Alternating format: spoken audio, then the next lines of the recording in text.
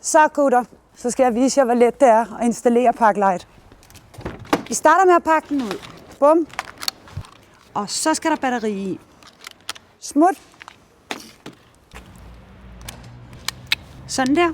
Så skal vi have indstillet tiden, og man skal bruge en kuglepen. Sådan. Og det er en rigtig god idé ikke at have alt for lange negle, for det gør det lidt besværligt. Men sådan der. Hvis du har lyst, så kan du få andre farver. Lægtigt, ikke? Sådan der.